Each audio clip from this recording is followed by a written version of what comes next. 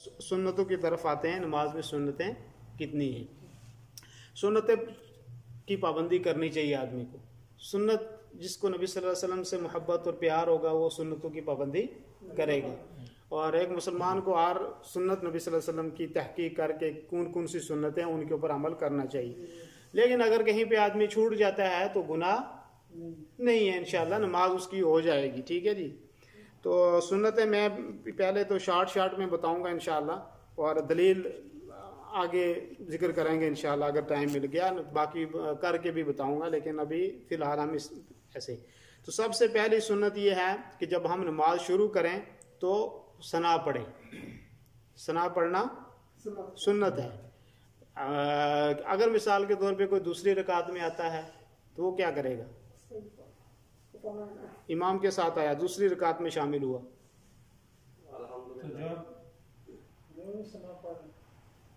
अल्हम्दुलिल्लाह से शुरू करें। वो अल्हम्दुलिल्लाह से शुरू कर ले, बिस्मिल्लाह पढ़े अल्हम्दुलिल्लाह से शुरू कर ले। ठीक है नहीं, क्योंकि छूट गई कोई मुश्किल नहीं, सुन्नत की क़ज़ा नहीं है। ठीक है नहीं। तो सबसे पहले जब हम नमाज शुरू करेंगे तो सना पढ़ेंगे। सना किसको बोलते हैं? सुब्हानक अल्लाहुम्मा व बिहम्दिका व तबारक अस्मुका व तआला जद्दुका व ला इलाहा गैरुक। सुब्हानक अल्लाहुम्मा का क्या मतलब है? कि अल्लाह तेरी ज़ात पाक है, व बिहम्दिका अल्लाह तेरे लिए तारीफ़ है। ठीक है। व तबारक अस्मुका और अल्लाह ताला तेरा नाम बड़ा बरकत है, व तआला जद्दुका और तेरी शान बहुत बुलंद बाला है, व ला इलाहा गैरुक अल्लाह तेरे अल्लाह के साथ कोई शरीक और साजी नहीं है। ये दुआ भी पढ़ सकते हैं जब नमाज शुरू करेंगे हम। उसके अलावा और भी दुआ, अल्लाहुम्मा बाइद बैनी व बैन खताया कमा बअदत बैन अल-मशरिक़ वल मग़रिब अल्लाहुम्मा नक़्क़िनी मिनल खताया कमा युनक़्क़ा अस-सौबुल अबयज़ मिनद दनस। ये भी पढ़ सकते हैं। ये भी बहुत है। इसमें आदमी मुख्तसर तर्जमा ये है कि आदमी कहता है अल्लाह ताला तो मेरे गुनाहों को माफ़ फरमा, मेरे गुनाहों और मेरे दरमियान दूरी करे। बैनी व बैन खताया कमा बअदत बैन अल-मशरिक़ वल मग़रिब, जैसे मशरिक़ और मग़रिब के दरमियान फासला है ऐसे मेरे गुनाहों के दरमियान फासला कर दे। ठीक है। दुआओं में से जिसको जो याद है वो दुआ पढ़ सकता है। और भी अगर कोई दुआ किसी को याद है तो वो दुआ भी आदमी पढ़ सकता है। हदीसों में बहुत सारी दुआएं हैं, लेकिन कम से कम सुब्हानक अल्लाहुम्मा व बिहम्दिका व तबारक अस्मुका व तआला जद्दुका व ला इलाहा गैरुक ये पढ़नी है जब हमने नमाज शुरू कर ली। तकबीर तहरीमा के बाद तकबीर तहरीमा हो गई, वो क्या थी? वो फर्ज थी। ये याद रखना, हर चीज़ के साथ में पूछूंगा। अच्छा जी, उसके बाद हमने क्या करना है? उसके बाद आऊज़ु बिल्लाह पढ़ना है। आऊज़ु बिल्लाहि मिनश शैतानिर रजीम। कुरान शुरू करेंगे तो उससे पहले आऊज़ु बिल्लाह पढ़ना चाहिए। कुरान में अल्लाह ताला फरमाता है फ़इज़ा क़रअतल क़ुरआन फ़स्तइज़ बिल्लाहि मिनश शैतानिर रजीम, कि जब आप कुरान शुरू करो तो उससे पहले क्या करो? आऊज़ु बिल्लाह पढ़ो। आऊज़ु बिल्लाहि मिनश शैतानिर रजीम यानी शैतान मरदूद से पनाह मांगो। ठीक है। तो तकबीर तहरीमा के बाद सना पढ़ लिया हमने, एक सुन्नत होगी, और उसके बाद आऊज़ु बिल्लाह पढ़ेंगे। उसके बाद बिस्मिल्लाह पढ़ के सूरह फातिहा शुरू करेंगे। तो ये बिस्मिल्लाह आऊज़ु बिल्लाह क्या है कि जब आप पहली रकात में शुरू करेंगे, पहली रकात में शुरू करेंगे तो आऊज़ु बिल्लाह आप पढ़ेंगे। दूसरी रकात में आप बिस्मिल्लाह से शुरू करेंगे। क्या बिस्मिल्लाह को हम जोर से पढ़ेंगे या आहिस्ता पढ़ेंगे? आहिस्ता पढ़ेंगे। अगर किसी ने जोर से पढ़ लिया तो कोई गुनाह नहीं है।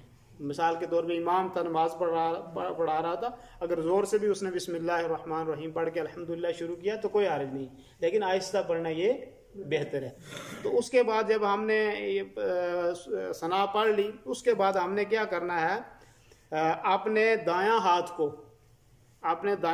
को बायां हाथ के ऊपर रखना है। ठीक है।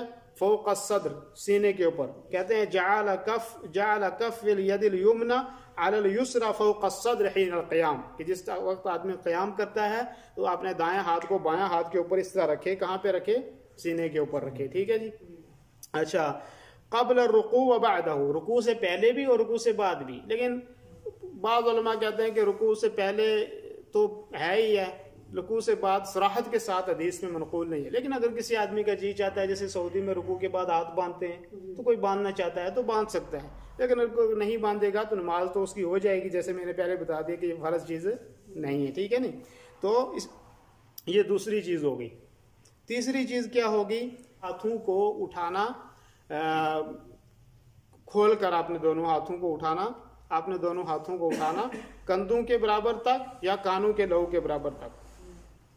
ठीक है जी।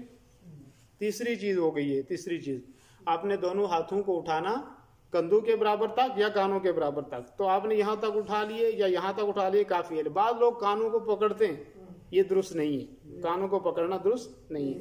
बाद में प्रैक्टिकल मैंने बताया भी था पिछले हफ्ते एक दफ़ा, फिर अब बता दूंगा, लेकिन पहले यहाँ ये पढ़ लेते हैं।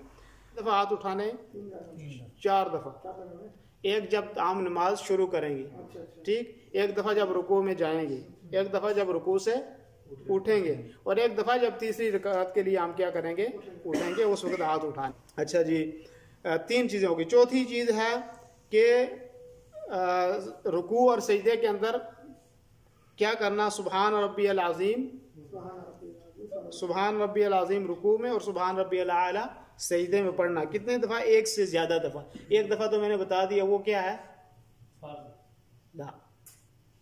एक दफ़ा सुबहान रब्बियल अज़ीम रुकू में, ये वाजिब है, छोड़ दिया तो सजदा साहब आपको करना है, लेकिन 1 से ज्यादा दफा पढ़ना ये सुन्नत है। जितनी दफा आप पढ़ सको, 5 दफा, 7 दफा, 9 दफा, जितना पढ़ सकते। पूछूंगा भी मैं यहाँ जो मैं बता रहा हूँ, ठीक है। अच्छा जी, 5वीं सुन्नत ये होगी कि रब्बाना वलकल हम्द के बाद ज्यादा करना, बादल क़ियाम मिनर रुकू, के रुकू के बाद जब रब्बाना लकल हम्द तो पढ़ना, वो क्या है, रब्बाना लकल हम्द वो वाजिब है, लेकिन रुकू के बाद ज्यादा पढ़ना, जैसे मैंने बताया लकल हम्द हम्दन कसीरन तय्यबन मुबारकन, ये भी सुन्नत है। अच्छा जी, 6ठी सुन्नत ये होगी कि जब आप रुकू में जाएं तो आपने रुकू इस तरह करें कि आपकी कमर बराबर हो जाए। बाद में रुकू करके बताऊंगा कि आदमी की कमर और आदमी का सर बराबर हो, इस तरीके से आपने क्या करना है, रुकू करना है, ये सुन्नत है। इल्ला ये कि आदमी माजूर है तो वो नहीं कर सकता, तो वो जितना झुक सकता है, माजूर आदमी के लिए तो छूट है, आपको पता है, वो खड़ा होकर नहीं नमाज पढ़ सकता तो बैठ के पढ़ेगा, समझिए, बैठ के भी नहीं तो लेट के अब पढ़ लेगा। बाकी रुकू के अंदर क्या होना चाहिए कि अपनी कमर जो है वो बिल्कुल बराबर और सीधी होनी चाहिए। अच्छा जी, 7वीं सुन्नत ये है कि जब आप सजदा कर रहे हूं तो सजदे के में जाते हुए आपके दोनों हाथ ही अपने पहलू से अलग होने चाहिए। बाद लोग ऐसे कर लेते हैं, ऐसे सजदा करके बाद में बताएंगे, तो इस तरह नहीं होना चाहिए, बल्कि खुले हुए होने चाहिए, आपके हाथ आपके पहलू से खुले हुए होने चाहिए। इसी तरीके से आपका पेट आपके घुटनों के साथ लगा हुआ नहीं होना चाहिए, ये पेट और ये घुटने सजदे में ऐसा नहीं लगे होने चाहिए। इसी तरीके नीचे जमीन के ऊपर, ये क्या बोलते हैं इनको, कोहनियों को जमीन के ऊपर नहीं रखना है, जैसे कि हदीस में पहले भी मैंने बताया था कि अल्लाह के नबी सल्लल्लाहु अलैहि वसल्लम ने फरमाया कि कुत्ते की तरह अपने इन बाजुओं को जमीन के ऊपर ना बिछा दो, बल्कि जमीन से ऊपर रखो, करके बताऊंगा इंशाल्लाह बाद में।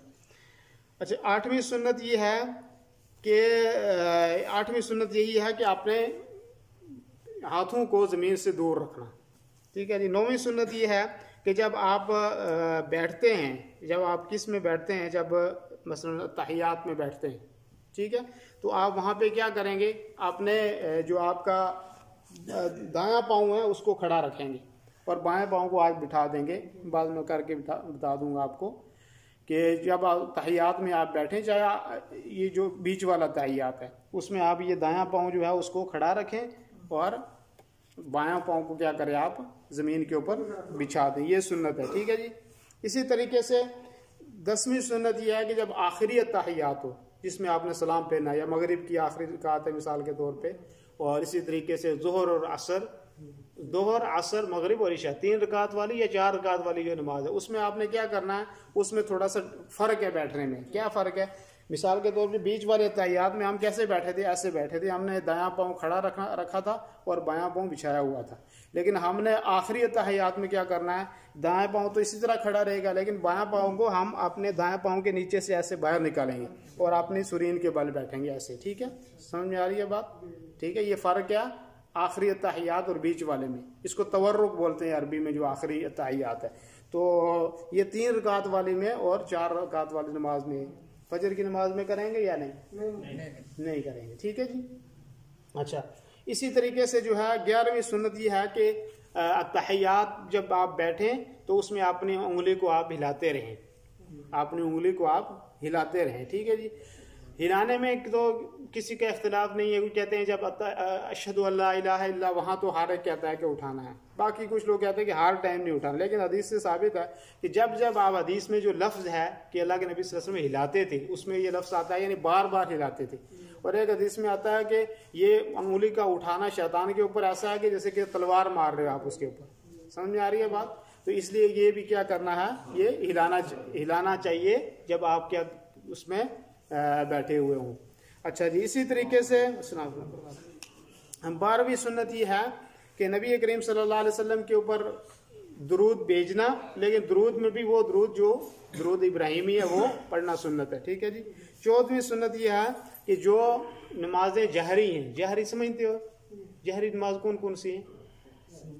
جس میں قرات زور سے ہوتی ہے، عشاء، ان میں زور سے قرات کرنی چاہیے، اکیلا نماز پڑھ رہا ہے آدمی تب بھی، جماعت میں پڑھ رہا ہے تب بھی زور سے۔ جو سری نمازیں ان میں آہستہ قرات کرنا یہ سنت ہے، چاہے آدمی اکیلا ہے چاہے، ٹھیک ہے جی۔ اچھا، اسی طریقے سے 14 ہو گئی، 14 ہو گئی، 15 یہ ہوگی کہ جو سری نمازیں ان کے اندر کیا کرنا ہے، آہستہ قرات کرنی ہے۔